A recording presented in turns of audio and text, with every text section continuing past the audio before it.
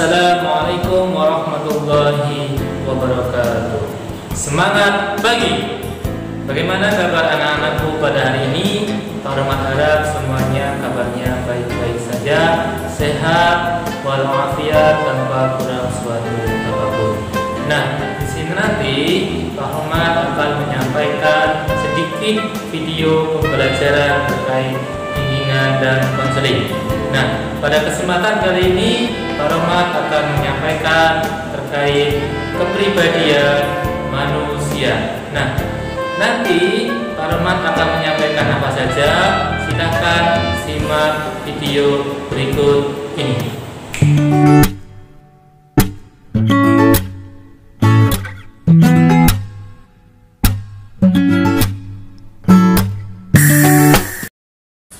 Oke, yang pertama terkait dengan pengertian kepribadian.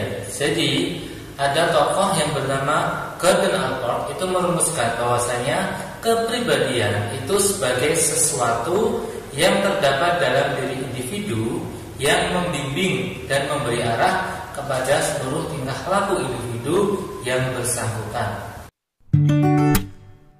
Lebih jelasnya, Allport itu mendefinisikan bahwasanya kepribadian itu sebagai suatu organisasi yang dinamis dari sistem psikofisik individu yang menentukan tingkah laku dan pikiran individu secara khas. Sigmund Freud itu memandang kepribadian sebagai suatu struktur yang terdiri dari 3 sistem. Sistem pertama itu dinamakan id, kemudian sistem yang kedua itu dinamakan ego, kemudian sistem yang ketiga dinamakan super ego. Nah, ketiga sistem itu merupakan hasil dari konflik dan rekonsiliasi sistem kepribadian tersebut. Nah, yang pertama yaitu id.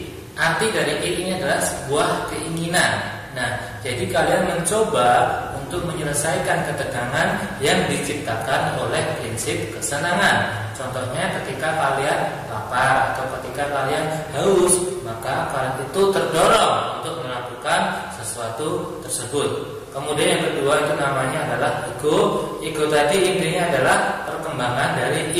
Jadi kalian memastikan dorongan id dapat dinyatakan dalam cara yang bisa diterima di dalam dunia yang nyata. Kemudian super ego tadi artinya adalah nilai atau norma yang berlaku di dalam masyarakat atau hati nurani kalian, yaitu biasanya super ego ini hadir dalam keadaan sadar maupun tidak sadar. Jadi ketiga sistem tersebut yang kita miliki itu haruslah berjalan secara seimbang supaya dalam kehidupan kita itu sesuai dengan yang kita inginkan.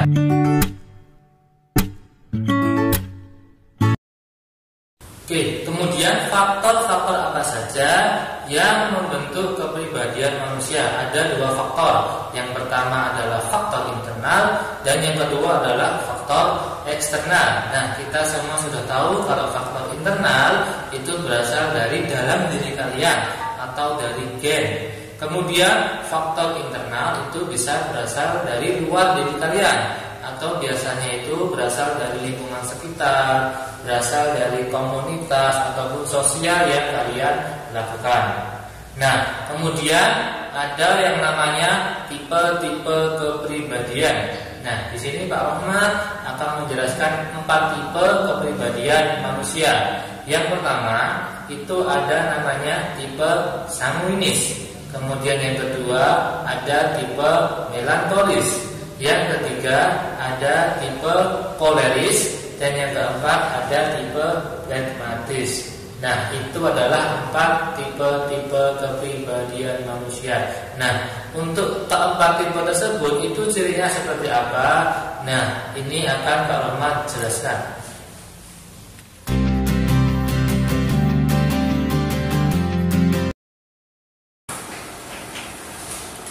Oke, yang pertama itu ada yang namanya kepribadian sanguinis.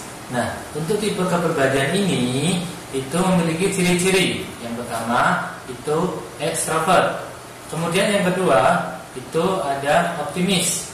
Kemudian yang ketiga periang dan penuh semangat. Dan juga yang terakhir ada memiliki rasa ingin tahu yang tinggi.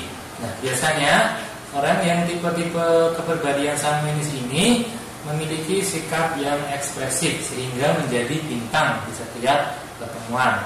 Nah, tipe ini memiliki kebutuhan mendasar akan pengakuan dan penghargaan. Kemudian ada juga yang kedua, tipe kepribadian melankolis. Nah, ini adalah kebalikan dari kepribadian sanguinis. Nah, ini memiliki ciri-ciri. Yang pertama itu adalah introvert. Kemudian pemikir, pesimis yang mendalam, penuh pikiran dan analitis. Biasanya serius dan tekun. Nah, tipe-tipe melankolis ini memiliki kebutuhan yang mendasar, yaitu berupa jawaban yang bermutu dan didukung data yang lengkap dan akurat.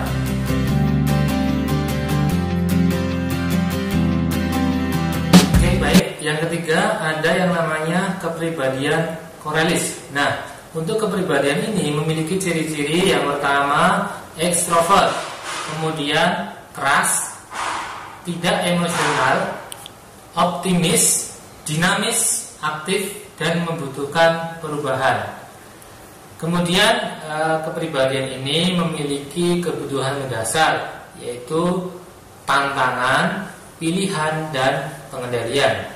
Kemudian yang terakhir ada yang namanya kepribadian flegmatis. Nah, kepribadian ini memiliki ciri-ciri. Yang pertama itu introvert, kemudian mudah bergaul, kemudian santai, diam dan tenang, sabar dan konsisten. Nah, biasanya kepribadian ini memiliki kebutuhan mendasar, yaitu penghargaan dan penerimaan dari dalam kehidupannya. Tipe kepribadian ini sangat mengharapkan namanya penghargaan dan penerimaan diri dari orang lain dan lingkungan sekitar.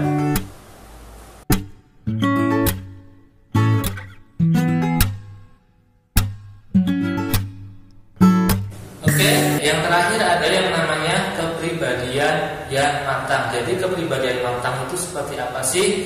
Nah, ciri-cirinya ada, ini akan Pak Rahmat jelaskan. Nah, yang pertama itu mampu menerima diri sendiri apa adanya. Nah, jika kalian itu sudah mampu menerima diri kalian, keadaan kalian seperti apa, kondisi kalian seperti apa, kondisi keluarga kalian seperti apa, nah itu tandanya kalian sudah memiliki kepribadian yang matang. Nah, kemudian yang kedua, memiliki pegangan hidup yang kuat. Sebagai orang muslim, kita juga memiliki pegangan yang kuat, yaitu Al-Quran dan As-Sunnah. Nah, itu tandanya kalian memiliki kepribadian yang kuat. Kemudian yang ketiga, mampu menjalin hubungan dengan orang lain dengan rasa aman.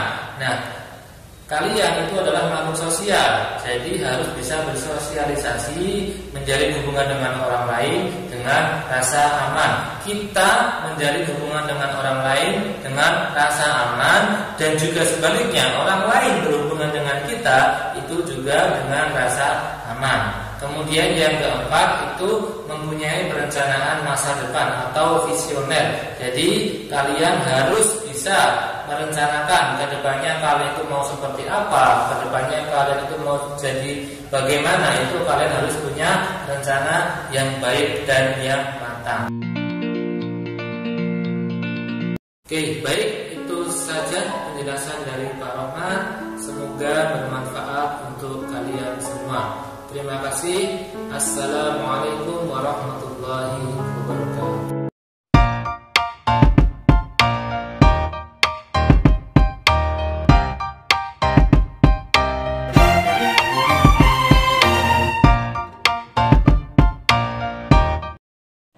Ya, alhamdulillahirrahmanirrahim. Terima kasih anak-anakku, kalian sudah menyimak video dari Pak Rahmat. Semoga video tadi bermanfaat untuk kalian semua. Sekian dari Pak Rahmat, saya akhiri. Billahi fi sabilil haq fastabiqul khairat. Wassalamualaikum warahmatullahi wabarakatuh.